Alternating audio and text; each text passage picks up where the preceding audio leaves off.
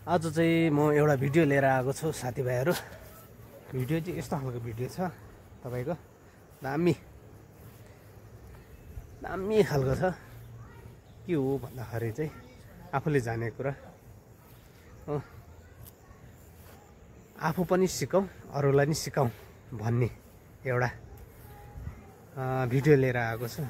तपाईहरुलाई मन पर्यो भने लाइक कमेन्ट शेयर गरिदिनुहोस् है। र यो चाहिँ के हो भन्दाखेरि तपाईको भाषाप्रतिको माया, कसलाई आफ्नो भाषा माया लाग्छ हो, सिक्नु इच्छा हुन्छ उनीहरूको लागि, अनि आफूले सिकेपछि अरूलाई पनि सिकाउने त्यही उद्देश्य ल्याएर चाहिँ मैले यो भिडियो ल्याएको छु। यसमा चाहिँ हजुरहरूले मन पराउनु भयो भने लाइक कमेन्ट अनि शेयर गरिदिनुहोस्। यो यानि कि अरू पनि जति पनि भाषा सिक्नु चाहनेहरूले चाहिँ सिकोस् सजिलैसँग, त्यो भनेर चाहिँ मैले यो भिडियो बनाएको छु हैन।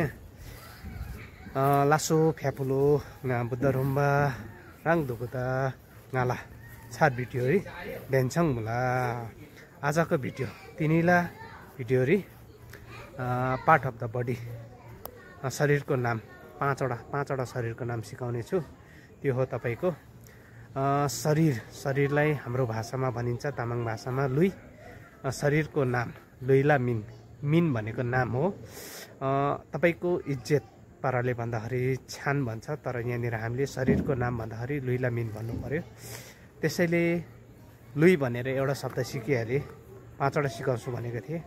त्यसले गर्दा सेकेन्डमा आएको छ तपाईको थोबो, हेड टाउको, थोबो,